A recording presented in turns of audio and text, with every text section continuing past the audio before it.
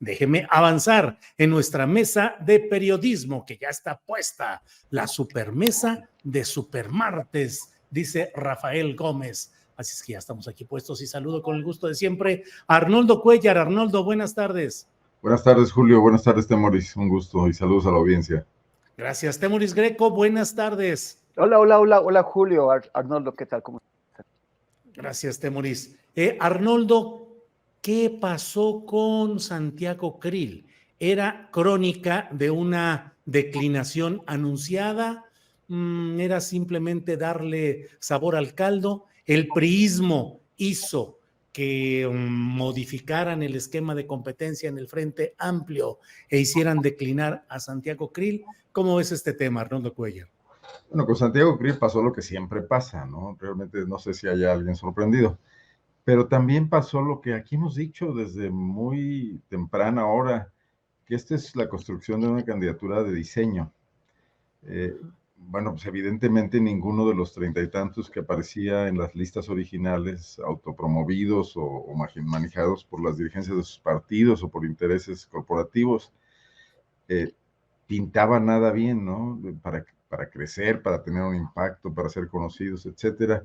Y eso hizo que, bueno, que se extremara la investigación profunda de todos los think tanks asociados a este proyecto que rebasa la cuestión partidista, que rebasa la cuestión empresarial, que ha conjuntado a todo un grupo de personas interesadas en disputar el destino de la nación, en regresar por la posibilidad de tener acceso a los presupuestos estatales en mayor o menor medida de los que habían vivido durante muchos años, que en ese sentido yo comparto plenamente el discurso de López Obrador. Desde luego no avalo que lo que López Obrador esté haciendo con ese dinero sea un asunto del todo funcional, pero esa es otra parte que hoy no vamos a ponernos a discutir aquí.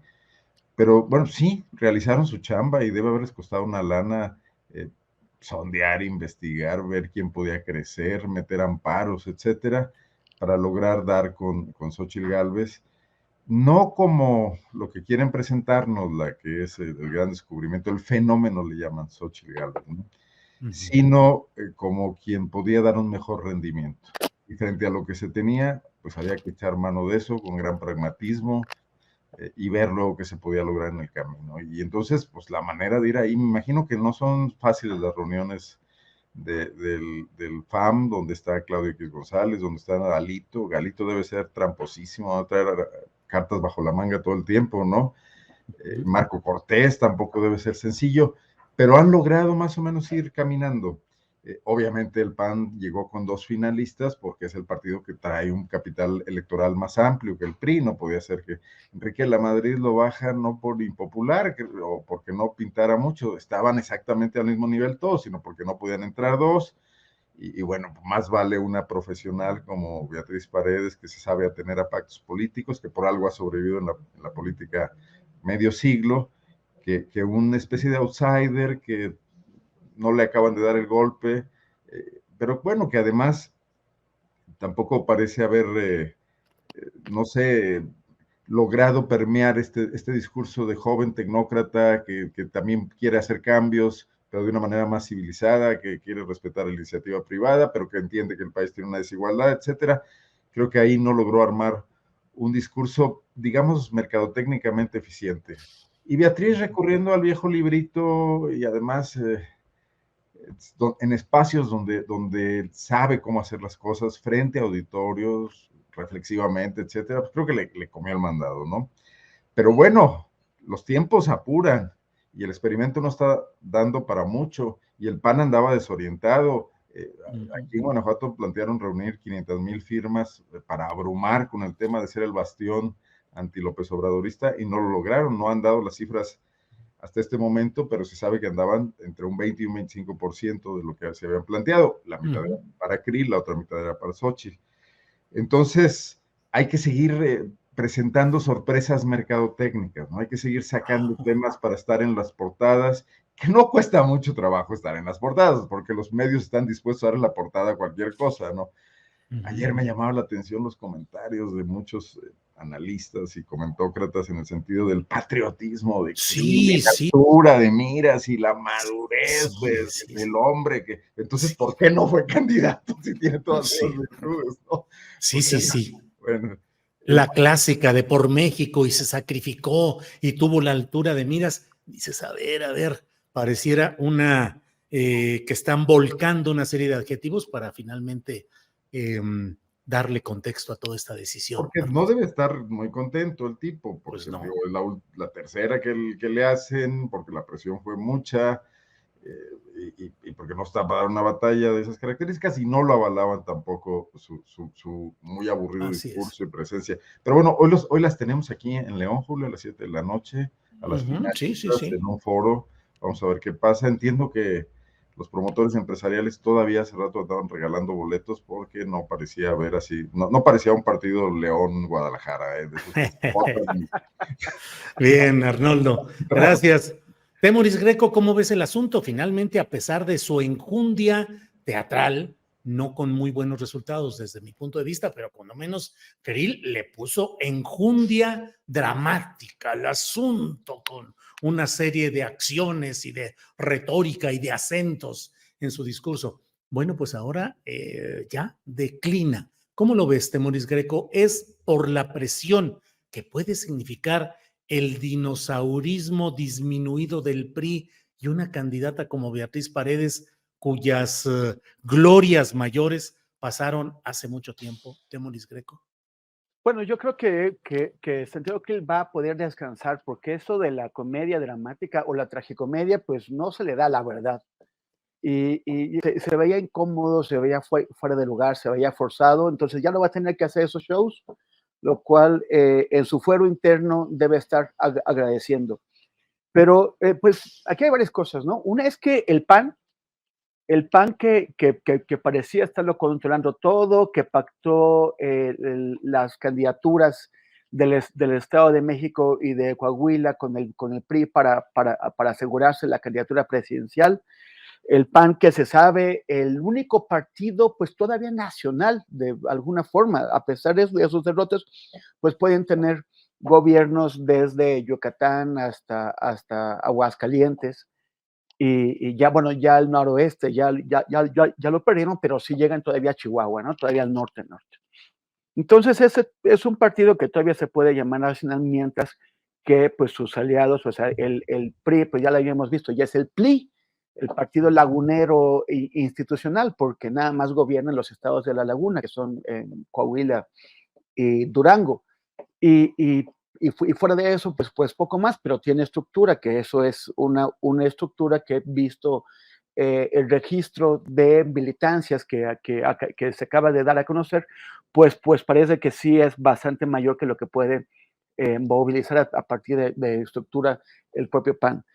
Pues bueno, pues era el partido grande, era el partido que se sentía con el derecho, o sea, que era el que estaba aglutinando alrededor de sí a los otros organizaciones, pero de pronto les sale Claudia X con que él tiene su propia candidata, o sea, no era Krill, y le sale el PRI con que ellos también tienen su propia candidata, y el patriarca, el patriarca siempre tan cerca y siempre tan lejos, ¿no? En 2000, en 2006, en 2012, estuvo siempre tan cerca de ser el candidato presidencial, y a final de cuentas, pues se lo plancharon.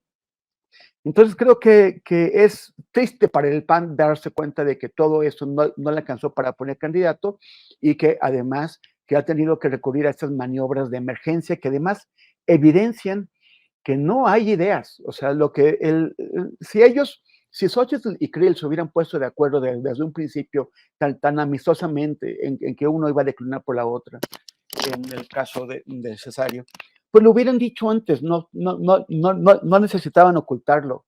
Y también lo que revelan al plantearlo así es que no hay un proyecto, o sea, no dijeron, Xochitl y Santiago se reunieron para acordar una serie de grandes ideas de nación y que los dos pudieran adoptar esas grandes ideas, ese gran proyecto, y entonces uno o el otro lo iba a lanzar. No, lo único que los une es que no gane la otra candidata es ver, quítate tú para ponerme yo, o sea, la ambición personal. Y una ambición que, bueno, pues el esfuerzo por presentar a Xochitl como la candidata a la que todos le tenían miedo, que además era impresionante, todavía hace unos días, como cualquier cosa que alguien decía crítico sobre Xochitl, te lo devolvían diciendo, es que se mueren de miedo, y es que era ese repetir que se mueren de miedo. ¿Quién se moría de miedo? Pues los panistas de que les ganara el PRI, ya ni siquiera de que les ganara la 4T, de no poder ni siquiera imponerse al PRI en esta elección interna, por más que fuera un PRI maribundo, que lo que hizo es como aquello que amenazó Elon Musk en su supuesto pleito que nunca han tenido con Mark Zuckerberg, que como Zuckerberg sabe jiu-jitsu, pero Elon Musk es más alto que él y más gordo, le dijo que le iba a hacer el paso de la morsa, que es básicamente aventarse sobre el otro y quedarse ahí hasta que el otro ya no pueda luchar. Pues es lo que le está haciendo el PRI, sin mucha técnica, pero es el paso de la morsa. Y los panistas entraron en pánico y ya, o sea, hay que ver quién realmente tenía miedo. Bien, Temoris Greco. Y por otra parte, Arnoldo, ya hoy está en las redes sociales los comentarios de que quien debe declinar ahora es Beatriz Paredes, luego de que la propia Beatriz Paredes puso un tuit en el cual dice que pues que felicita pues a Santiago Krill por la decisión que tomó, que ella considera que Krill es un político maduro, que aportaba al debate, pero que tomó sus decisiones como político maduro. Y a partir de ahí se desató la cascada de panistas o gente proclive a Xóchitl Gálvez diciendo, pues ahora sigues tú debes de declinar, déjale el camino ya a Xóchitl. ¿Cómo ves esas presiones tratando de tumbar incluso a la propia Beatriz Paredes, Arnoldo? Bueno, que se les pasa la mano con el tema de la construcción de una candidatura de diseño. O sea, los diseños también fallan. O sea, los productos que se piensa que de antemano, porque en un gabinete se les construye para que gusten, pueden a la hora de llegar a la prueba del mercado no funcionar. Yo creo que Beatriz Paredes es una muy buena sparring, como lo podría haber sido el propio Santiago Krill, para seguir formando a Xóchitl en muchos temas que le faltan. Y que este proceso resultaba de alguna manera novedoso, así lo vendieron ellos mismos, resultaba interesante, el tema de la construcción de un frente, de la posibilidad de un gabinete ampliado, de discutir más al país, no solamente en el sentido de este discurso facilón de todo lo malo que ha hecho López Obrador y la destrucción del país y los libros de texto comunistas y todas estas cosas que le gustan mucho a un público que ya está convencido de todo eso y que estaba convencido desde hace 3 o 4 años, ¿no? Y no en el camino de que a gente que de verdad le están preocupando las cosas que están pasando, que sí ve las insuficiencias tanto en la cuarta transformación en sí, específicamente en lo que ha logrado, en algunos retrocesos que decididamente ha planteado. Por cierto, me encantó la entrevista sobre el tema del ejército. Yo, paréntesis, con este chavo que entrevistaste, se me va a escapar su nombre en este momento, porque es un tema que aquí muchas veces yo he planteado, ¿no? Hace falta en este país discutir al ejército, en muchos sentidos, pero este que tocaste es también un punto fundamental, ¿no? Víctor bueno, Hernández, profesor investigador de la Facultad de Derecho de la Universidad Panamericana. Estaba haciendo otras cosas y escuchándolo, pero muy bien y muy valiente además lo que plantea, ¿no? Bueno, pero cierro ese paréntesis.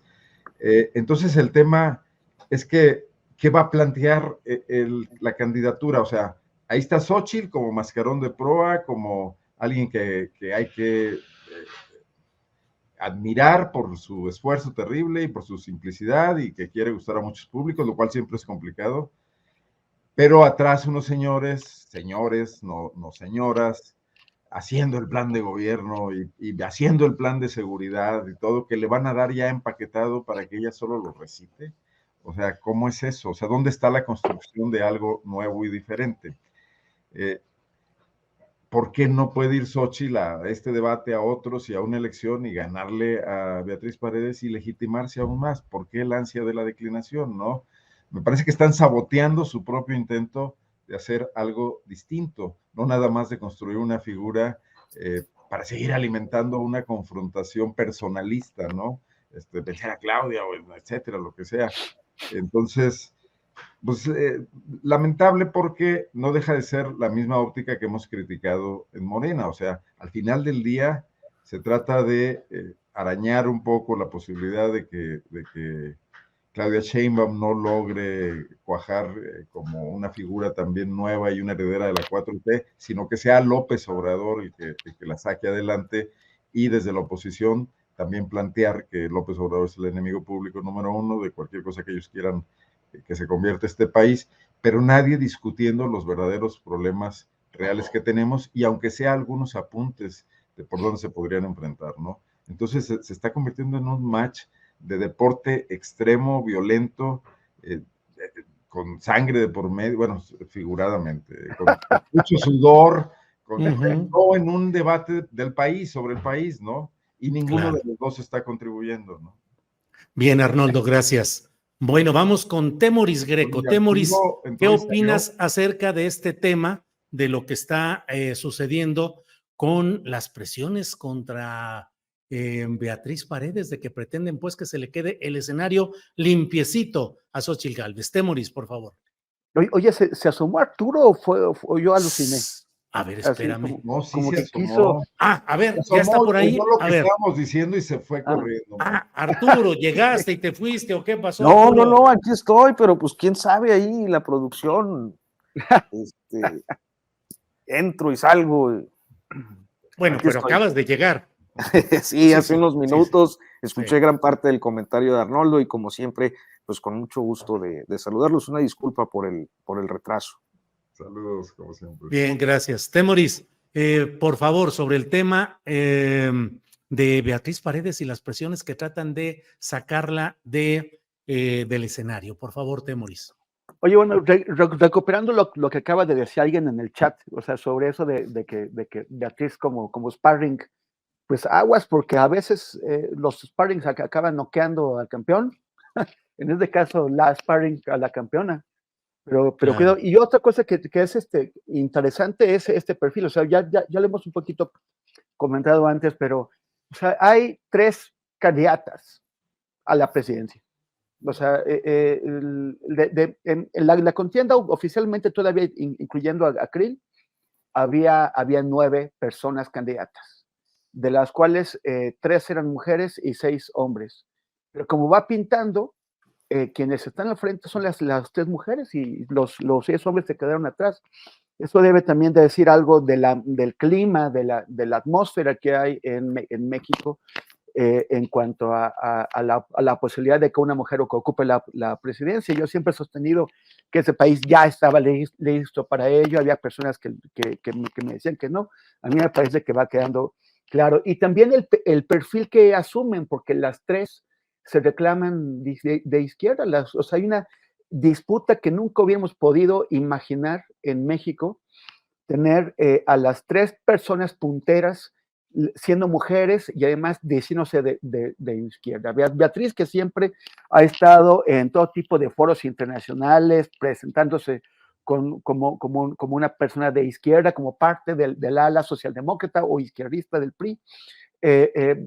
Xóchitl, que dice que era trotskista y que ella está con las mujeres y los derechos reproductivos y los derechos de las minorías y el derecho a fumar marihuana, y efectivamente también Claudia, que con su trayectoria muy larga, también desde la universidad en agrupaciones de izquierda, ¿no? Entonces creo que es muy sorprendente todo este escenario que estamos viendo. Y en cuanto a las presiones, realmente Beatriz no espera ganar, o sea, no cara a la campeona o supuesta campeona, pretendida campeona. Yo creo que además el PRI, o sea, el PRI va, si no esperan ganar, por lo menos sí esperan darle unas patadas al pesebre tan buenas como para tener para negociar una muy buena tajada de candidaturas y de posiciones en un hipotético gobierno. Como ese hipotético gobierno se ve bastante lejano e improbable, pues entonces será tratar de asegurar la sobrevivencia del partido con una buena representación en las legislaturas, y también en los comicios locales, en los comicios de los estados. Pero bien podría ser que efectivamente tengan una movilización de estructura tan impresionante que lleguen a colocar una situación que los diseñadores de este proceso de elección de quien va a coordinar al frente opositor, pues evidentemente no pensaron, no les pasó por la cabeza que podían tener alguien que ganara la encuesta y otra persona que ganara la consulta en urnas. Si esto ocurre, a mí me parece, por todo lo que he leído, es que no hay un mecanismo previsto de desempate. No se les ocurrió que pudieran llegar a una situación así. Entonces, ¿cómo van a hacer el desempate si no está acordado? Si desde que se establecieron las reglas no está acordado, van a tener que llegar a una solución de último momento y ahí se podrían dar unos jaloneos que fracturan, o sea, que sacudan ya más un proceso que ya está muy cuestionado por la mayor parte de quienes participaron en él. La mayor parte de los precandidatos que estuvieron en este proceso lo cuestionaron, dijeron que había una mano truculenta ahí, y ahora, ¿cómo van a convencer a Beatriz de que decline por Xochitl, o a la inversa, a Xochitl de que decline por Beatriz? Bien, Temoris, gracias. Arturo Rodríguez, ¿cómo ves esta guerra de huipiles realmente entre Xóchitl Gálvez y Beatriz Paredes? ¿O es una guerra que está predefinida, predeterminada para, como dice el propio Arnoldo Cuellar, un bajo diseño para que quede como triunfadora Xóchitl Gálvez? ¿Cómo ves este tema, Arturo? Bueno, yo creo que hay dos perspectivas, ¿no? Una, que efectivamente estén compitiendo y que una de las dos, pues resulte elegida. Yo creo que aún, y otra, que hay un acuerdo y un arreglo de simulación de ejercicio democrático que redundará en la selección de Xóchitl. Yo creo que en cualquiera de los dos escenarios es evidente que pues Xóchitl Gálvez va a ser la candidata del Frente Amplio, del Frente Opositor, sin mayor complicación. Creo que también, y es algo que he venido escuchando con gente, sobre todo políticos relacionados con el PRI e inclusive con el PRD,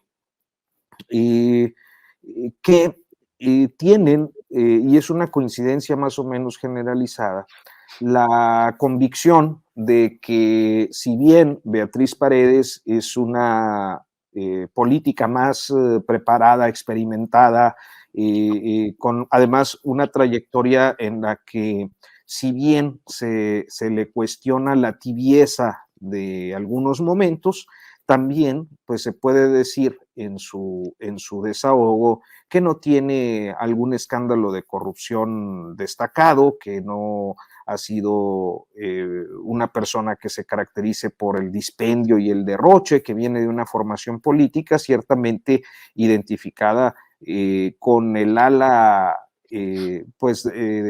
social o de Temoris lo dijo de una manera muy, me parece, contundente, como esta parte quizás izquierdista del PRI, que ha sabido dialogar con personalidades como Cuauhtémoc Cárdenas o Muñoz Ledo en su oportunidad, que se mantuvo en el PRI con todo y los cambios, sin ser una crítica, con los cambios me refiero al periodo neoliberal, sin ser tampoco una crítica desbordada ni de confrontación con los excesos del priismo neoliberal, y que finalmente llega a esta etapa con un expertise que sin embargo no le da para contender por la presidencia.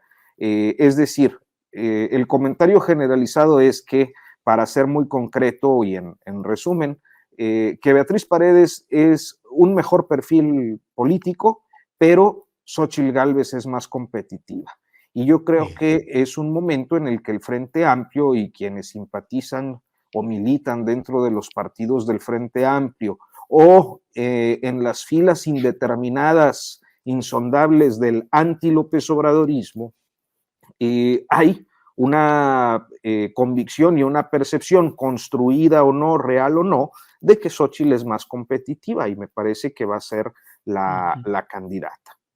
Bien, gracias Arturo Rodríguez.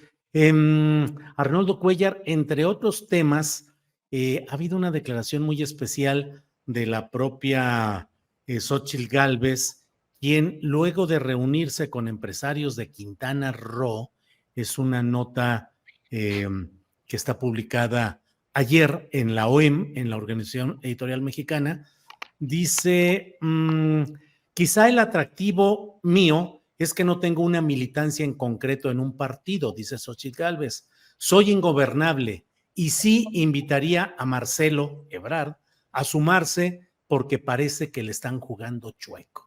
¿Qué son esas invitaciones envenenadas? ¿De veras habría una posibilidad de que Marcelo se integre a apoyar a Xóchitl? ¿O el rumbo de Marcelo crees que vaya más por Movimiento Ciudadano o por apechugar y aguantar en Morena? Arnoldo. Bueno, quien es la retadora no pierde nada con invitar a quien sea y aceptar toda clase de alianzas y tratar de romper un poco las formas, ¿no? Y yo creo que Xóchitl sabe bien que sigue por debajo, incluso con todo el boom en torno a ella construido, y que tiene que hacer cosas diferentes. Y además es casi de manual provocar más ruido en las filas del contrario, ¿no? López Obrador lo hace también muy bien cuando dice, ahora de pronto defiende a Krill y dice que ya se lo volvieron a chamaquear, etcétera, ¿no? No le veo ninguna posibilidad de que Marcelo Ebrard esté pensando ni siquiera en eso.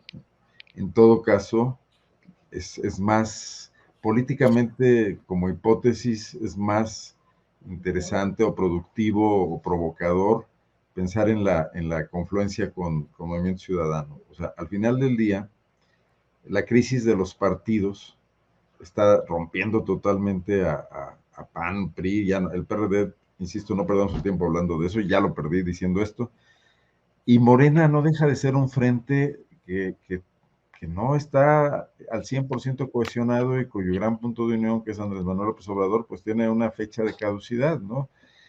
Entonces apostar, bueno, claro, y Marcelo es un político de 70 años, tampoco puede pensar en el largo plazo como muchos de nosotros ya, ¿no? 63. 63, bueno, pero los tendrá, sí.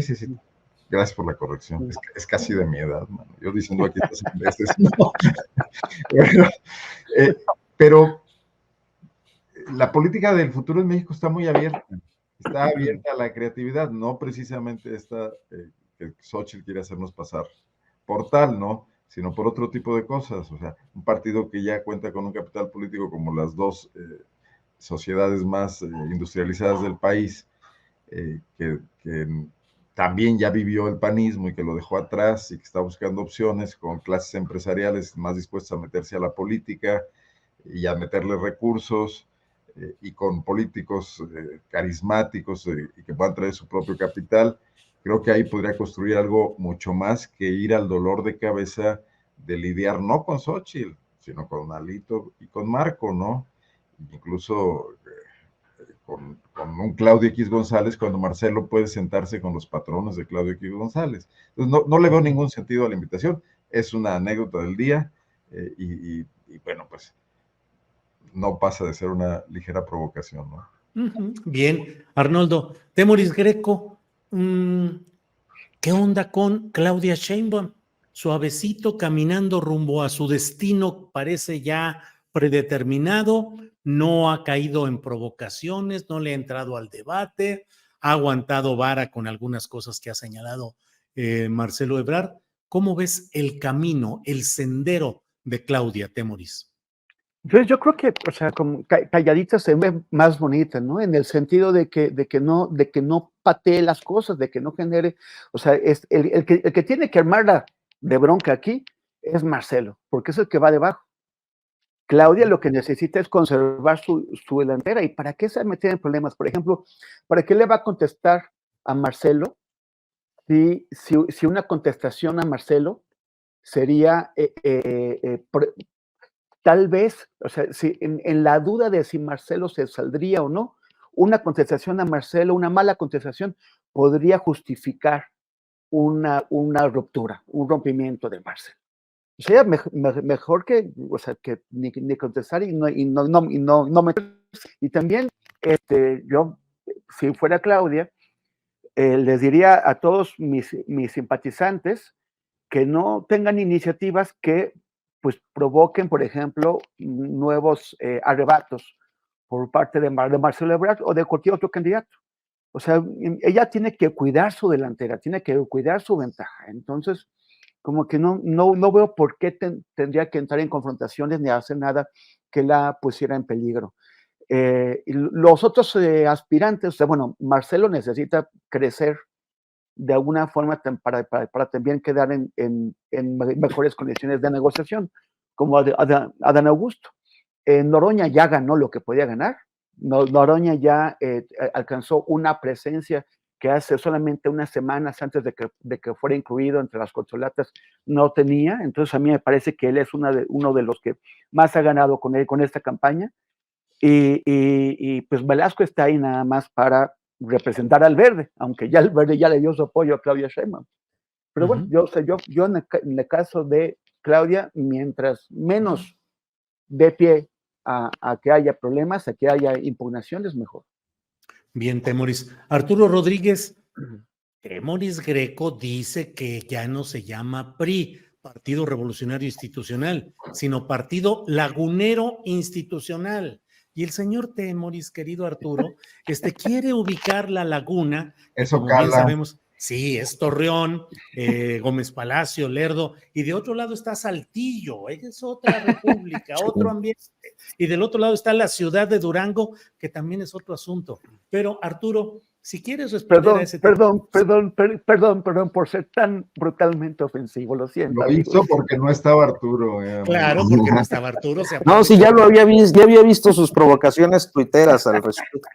Entonces te pido que le des alguna respuesta si está en tu ánimo y por otra parte que nos digas cómo ves al PRI que de pronto parecería que ese viejo aparato arrumbado, lleno de herrumbre, dinosaurios empequeñecidos, pues ahora parecen capaces de confrontar el poder aparentemente desbordante de Xóchitl Gálvez y del panismo. Es decir, la pregunta ahí es, ¿el PRI estará recargando batería y puede ser ganador, no de la candidatura presidencial, lo veo difícil, pero sí que sus alforjas se llenen de capital político en estos vaivenes que se están dando? Arturo Lagunero, tiene usted la palabra. No, yo no soy lagunero, mi estimado Julio, tú sí eres lagunero.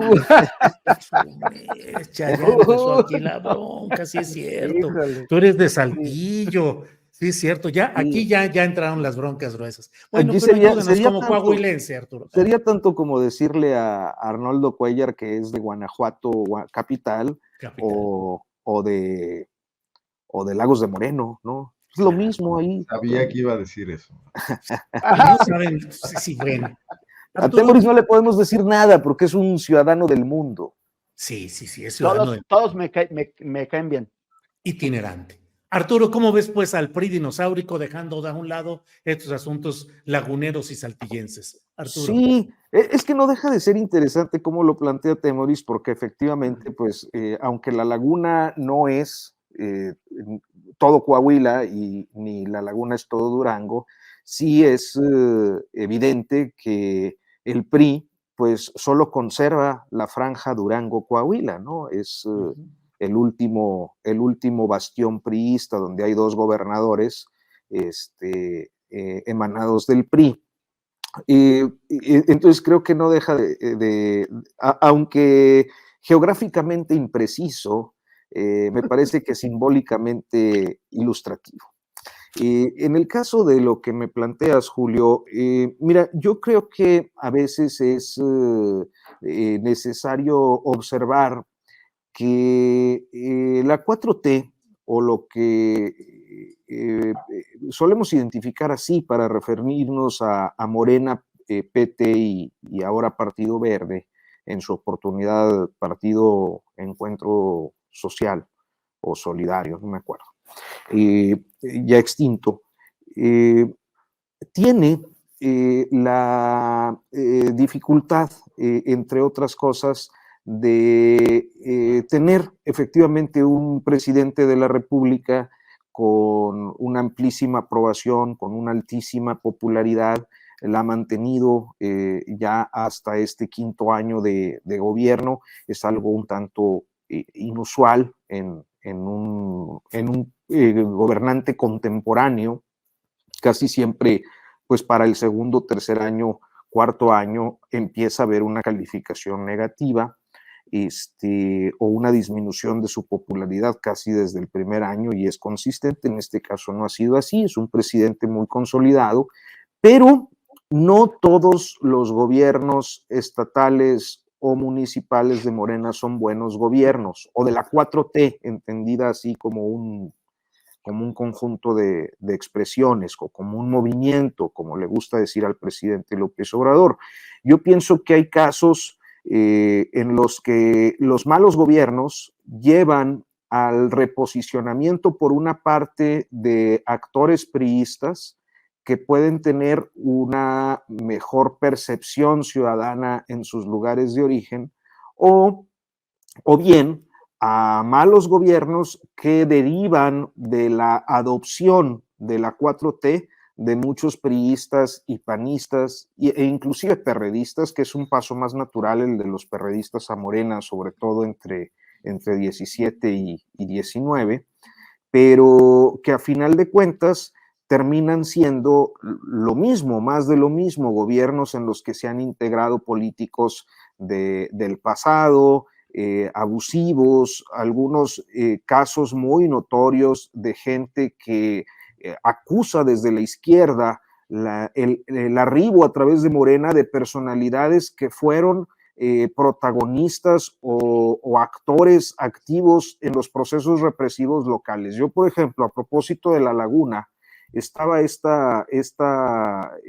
tratando de acordarme del nombre de la alcaldesa que fue de Gómez Palacio y que fue luego candidata a gobernadora, que tuvo mucha resistencia tanto del PT como del morenismo fundacional de Durango, desde que fue candidata a diputada y luego candidata a alcaldesa y luego candidata a gobernadora, de tal suerte que termina derrotada en las urnas. ¿Cuál es el motivo? Pues que siendo priista fue partícipe de los procesos represivos contra los militantes de izquierdas que en aquel tiempo ni para cuándo pintaran poder llegar al poder, y cuando finalmente las izquierdas partidistas llegan al poder con López Obrador, la oportunidad se le vuelve a dar a aquellos que en el poder eran los represores de las izquierdas partidistas. Entonces, este fenómeno que se reproduce en muchos lugares de la República, creo que revitaliza el posicionamiento de los partidos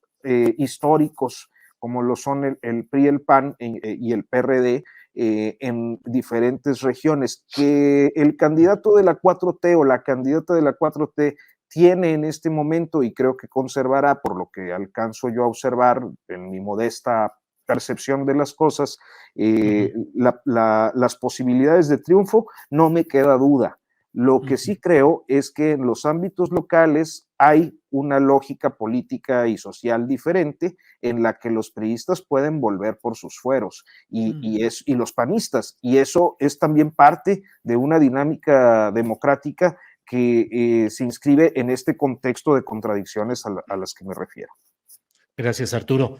Arnoldo Cuéllar, ¿tú ves la posibilidad de regresar al escenario en posiciones relevantes a las estrellas antiguas del priismo? Es decir, Manlio Fabio Beltrones, José Murat, ya está por ahí Ruiz Massieu, que se escindió del PRI, pero pues podría volver, en fin. ¿Ves la posibilidad de que el PRI se reivindique y sea una posibilidad? O incluso ahorita que estaba hablando Arturo Rodríguez, estaba pensando, por ejemplo, en Rubén Moreira, y a veces me pregunto, Rubén Moreira no le ha hecho muchos favores políticos a Morena, de tal manera que en el fondo, él como otros priistas parecerían una especie de formación morenista B o alterna. ¿Qué opinas, Arnoldo? Reivindicación me parece una palabra muy fuerte, ¿no? Sí. Pero regreso sí. Ujú. O sea, ¿por qué? Porque la política en México está replanteándose de maneras que pudieran resultarle muy interesantes a operadores políticos como los que mencionas. Por ejemplo, el interés de los empresarios. El interés de los empresarios en tener instrumentos políticos en las cámaras, en influir en la designación de ministros en la Corte, en influir en la designación de magistrados en los tribunales fiscales, donde frente a lo que pudiera pasar en la presidencia de la República, y eso lo hacen los diputados y los senadores. Digo, siempre lo han sabido los grupos empresariales dependiendo de estos cabildeos, pero esos políticos a menudo también tenían líneas con el presidente de la República, con sus partidos. Hoy todo esto está más suelto. O sea, ¿qué pasa cuando un ejército se desbanda, pierde la jefatura, la centralidad? Que estas pequeñas bandas pudieran surgir y tener sus propios espacios de negociación. Y en ese sentido, tener en este momento una curul senatorial o una diputación por la vía además que están pensando de los votos que les va a traer consigo Xóchitl Gálvez y el dinero proveniente de los empresarios, pues, digo, y habrá otras fuentes seguramente innombrables aquí, pero les puede dar la reconformación de grupos de presión que, por un lado, busquen resistir frente a la derrota electoral previsible en la presidencia de la República, frente a las derrotas en los estados. También, ¿no? Muchos de estos políticos tienen márgenes de maniobra regionales que han venido disminuyendo, por ejemplo, el caso de los Murat, ¿no? Entonces, sí, ¿cómo presionar a tu gobernador? ¿Cómo negociar si no tienes un espacio de poder? La recomposición política no pasa porque lleguen nuevos políticos, que además no existen, sino porque los viejos aprendan a que sus mañas tienen nuevas utilidades.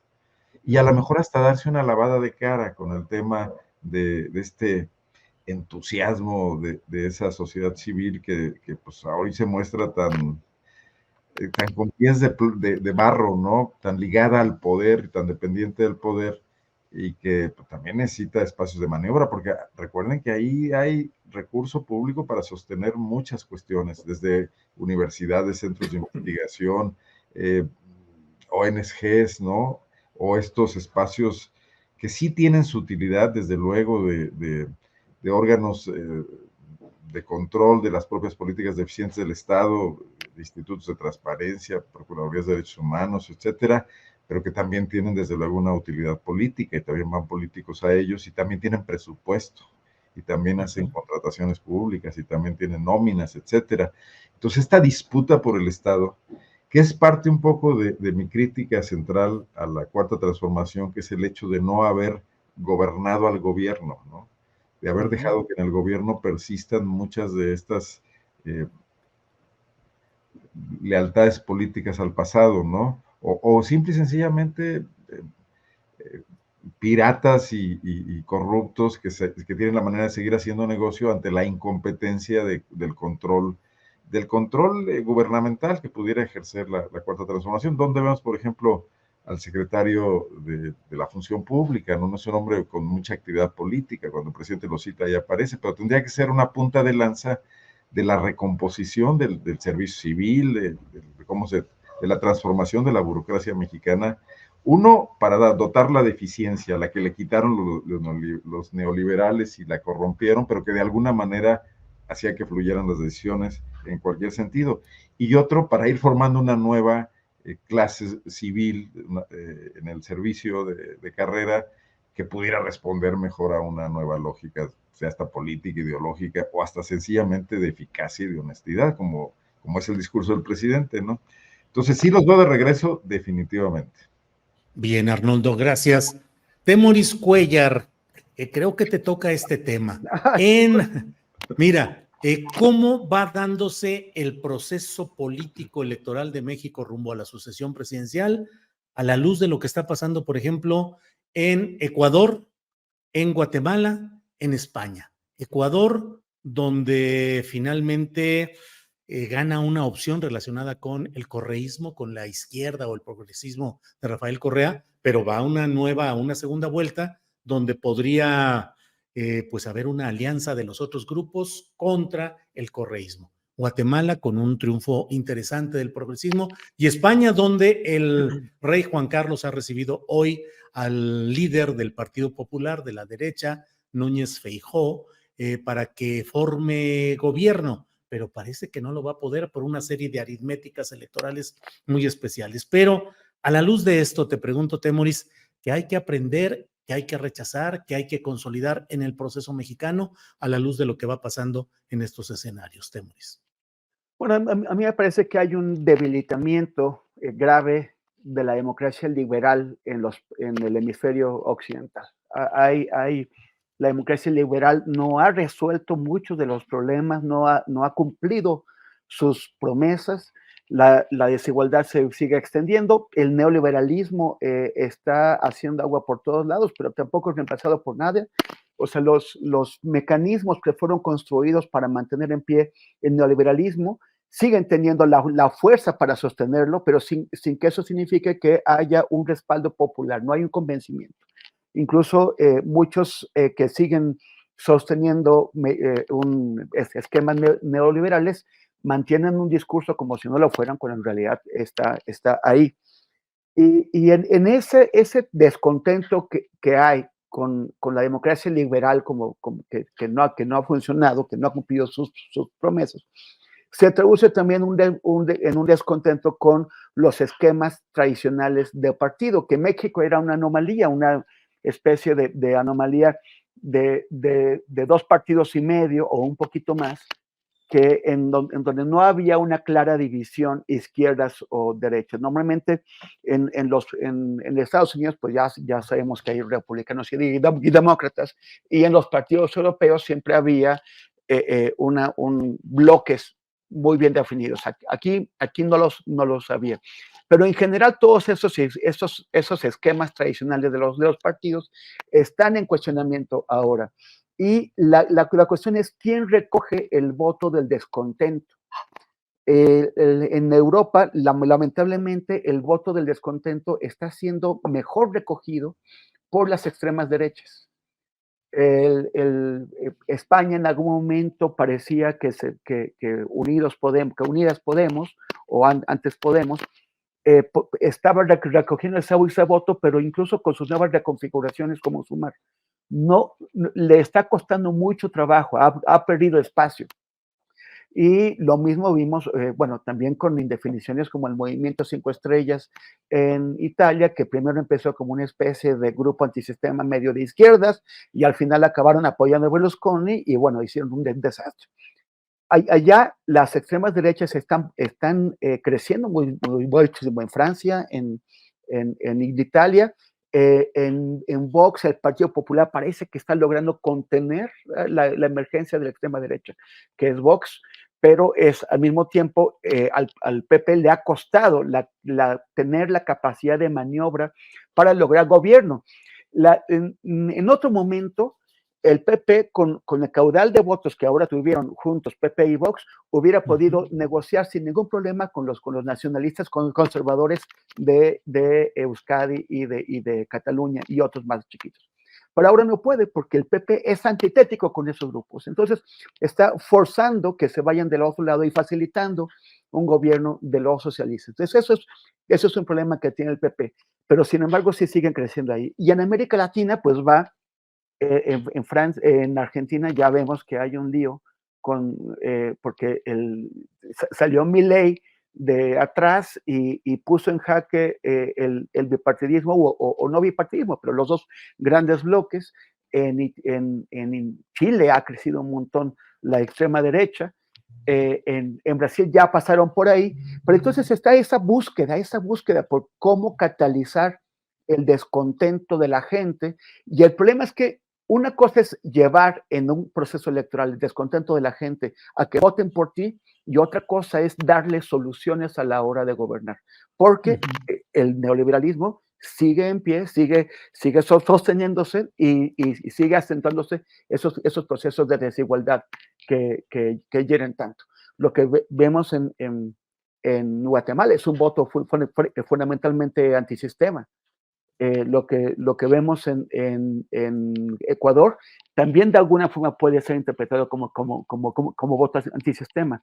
La peculiaridad de López Obrador es que logró canalizar el voto antisistema para llevar a una reforma del sistema de partidos políticos sin que esto sea una reforma del sistema económico. Sí. Y eso yo creo que tendrían que agradecerlo los grandes capitales del país, porque ha evitado que caigamos en una situación como la que vimos en Colombia o en Chile de emergencia popular sin que eso conduzca a soluciones políticas duraderas. Bien, gracias, Temoris. Arturo Rodríguez, te veo como que con ganas de algún tema de los que hemos hablado. ¿Te sugiere alguna reflexión antes de cometer el error de decir, Arturo, ¿qué te parece esto y otro? Y luego me desobedecen al aire, entonces yo mejor solito. ¿Algo, Arturo? No, por favor, dame. Ahora estás usando psicología inversa. Ahora ya quiero que me pongas el tema. Así es, Arturo. Arturo, casi con bolita de cristal, ya vienen las resoluciones, ya vienen las encuestas, ya viene la decisión de los partidos. En pocos días tendremos ya la resolución de todo este largo proceso. Te pido que nos digas qué opinas. ¿Fue positivo este largo periodo de designación de candidaturas? ¿Va a provocar un hartazgo? ¿Debería haber sido más corto? ¿Qué opinas de estos procesos que están a punto de culminar, Arturo? Pues mira, yo tengo una opinión que seguramente va a ser muy impopular, pero no me importa, pues es lo que uno cree, ¿verdad? A mí me parece una irresponsabilidad política que hayan iniciado con tanta anticipación. Sé que la desesperación por el posicionamiento lleva a que de manera formal o informal quienes aspiran por un cargo de elección popular empiecen a trabajar con mucho tiempo para ir construyendo sus estructuras y su promoción y sus esquemas de propaganda política en cualquiera de sus dimensiones, de las dimensiones que hoy existen. Sin embargo, creo que es un proceso que inició demasiado temprano, de manera informal, pues prácticamente días después de la elección intermedia de 2021, que precipita o anticipa con más de un semestre o con un semestre como mínimo la disputa interna de los partidos políticos que está prevista por la ley a realizarse pues en el periodo de precampaña. Y esto es importante no porque uno sea legalista, sino porque esas son las reglas del juego democrático que los propios partidos políticos decidieron autoimponerse para conducirse en un proceso electoral. Entonces, me parece que los dos polos han precipitado los tiempos y que esa irresponsabilidad política se relaciona con una gran duda que hoy es imposible de esclarecer y que tiene que ver con el origen y el uso de recursos públicos fuera de pues el escrutinio, porque a estas alturas, aún cuando alguno de los candidatos presente un informe pormenorizado y justo y real de los egresos y de los orígenes de sus montos, es muy difícil construir una percepción generalizada de legalidad y de buen manejo. Eso es por una parte. Por otra, yo creo que estamos en un momento en el que esta precipitación nos ha llevado a tener que observar un proceso electoral durante un año. La tendencia de las sociedades es a la rapidez en los procesos.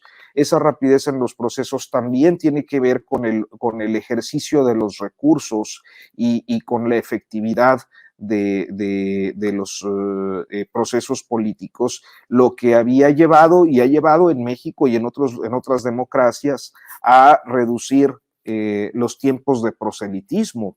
Hoy lo que tenemos es un periodo de sucesión de 1 año o más, y eso creo que va en contra de pues la tendencia democrática, pero sobre todo de las reglas del juego que se habían impuesto. Y cerraría diciendo que el gran problema de una anticipación electoral como la que hemos vivido, independientemente de quién sea o quiénes sean los candidatos, candidatas, e independientemente de quién gane la elección, es que en la discusión pública se ha centrado en muchísimos momentos en un tema que no tendría por qué estar en el escenario ni en el tapete de las discusiones, que es el electoral y la sucesión presidencial, cuando hay otros muchísimos importantes temas que se tienen que estar observando y que tendrían que estar bajo escrutinio. Entonces, eso es lo que yo creo de esta anticipación, primero de Morena y aliados, y luego, pues, replicado seguido por no quedarse atrás por esta coalición de PRI, PAN, PRD y organizaciones de ciudadanos sin militancia. Arturo, muchas gracias. Pues no lo vas a creer, Arnoldo Cuellar, Temoris, Arturo, pero ya se nos fue el tiempo, son las 2 de la tarde con 58 minutos, así es que alcanzamos a casi una despedida, a que Temoris nos dé sus redes. Impensable que todas se llaman Temoris, pero bueno, Arnoldo. Le estás aplicando a nuestros postrecitos la receta que Carmen Aristegui le aplica a la mesa de los lunes. Cállate. Todas las semanas, no, de dejarles un minuto. Rápidamente, estamos viendo varias crisis y creo que hay que ponerlas, es parte del comentario de Arturo, o sea, la crisis del sistema electoral que López Obrador ha hecho explotar, pero que no es nueva, pues es un sistema electoral que en 2006 avaló un fraude y en 2012 avaló una elección ganada a punta de dinero, ¿no? Y tenemos una crisis del sistema de partidos, evidente, ya no vamos a abundar, lo hemos dicho aquí varias veces, del sistema y de los partidos en sí, ¿no? Incluyendo a Morena. Entonces, ¿qué viene? La necesidad de políticos que tiendan puentes, que se sienten en mesas y que, dejando de lado cuestiones, contribuyan a una reconstrucción. Quizás no en el próximo sexenio, pero lentamente tiene que ocurrir eso. Y creo que ahí políticos como Ebrard, por ejemplo, pueden aportar mucho, queden donde queden, ¿no? Y otros, creo que Beatriz Paredes también. O sea, es sobre todo yo creo que tarea de gentes ya con canas, ¿no? No es que esté yo defendiendo la que estás proponiendo. Aquí lo dejo. Órale. Temoris Greco, adelante, por favor, para finalizar esta mesa.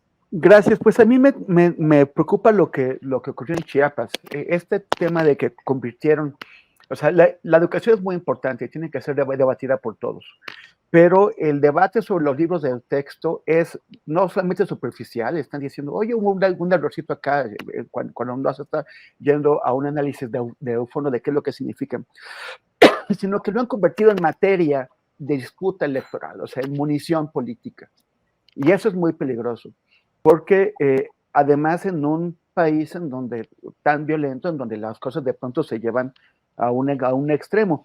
El PAN ha quemado libros antes, ¿no? Lo cual pues es muy ominoso. Lo hizo en León en el año 2009, gente del Ayuntamiento de León panista, vinculada al Yunque, quemó libros. Ahora son estos grupos en Chiapas que también quemaron libros.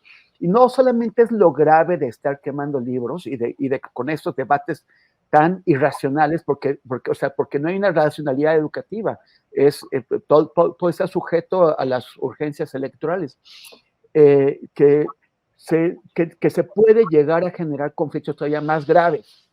Que las personas que están quemando libros están quemando propiedad de la nación. Ahí ya hay delitos que además lo más grave es que privan a los niños de leer esos libros. Pero también, ¿qué pasa si otro grupo decide que sí quieren los libros y que por qué les van a quemar los libros de sus niños? Y esto produce enfrentamientos.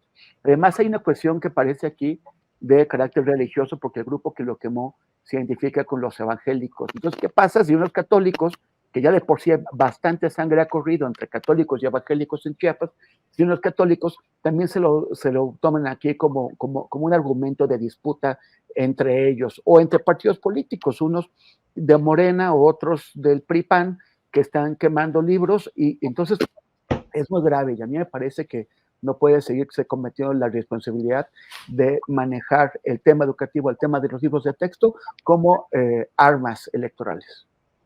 Bien, Temoris, muchas gracias. Arturo Rodríguez, para cerrar este changarro, por favor, la reflexión, comentario que desees.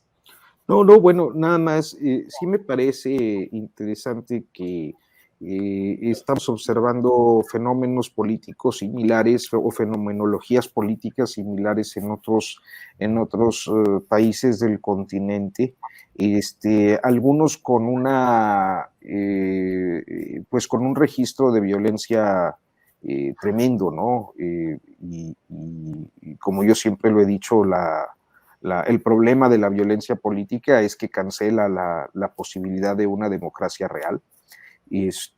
Pero bueno, con todo y eso es interesante ver cómo la política yo supongo que en el mundo, pero al menos en estas jóvenes democracias latinoamericanas, si se quiere en muchos casos bananeras, hay una lógica pendular.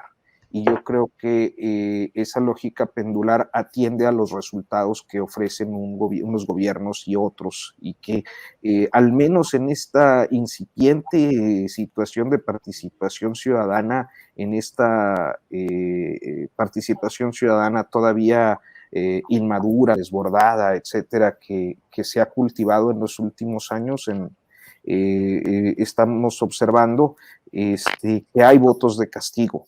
Que hoy sí los partidos y los gobernantes que los representan o que los abanderan tienen consecuencias de sus actos, y que, bueno, pues así funciona el juego democrático. Entonces me parece bueno, me parece sano, me parece interesante esta cosa del péndulo. Bien, pues gracias Arturo, gracias Arnoldo, gracias Temoris. Nos vemos el próximo martes. Les agradezco que hayan estado en esta ocasión. Gracias. Muchas gracias, hasta luego. Gracias.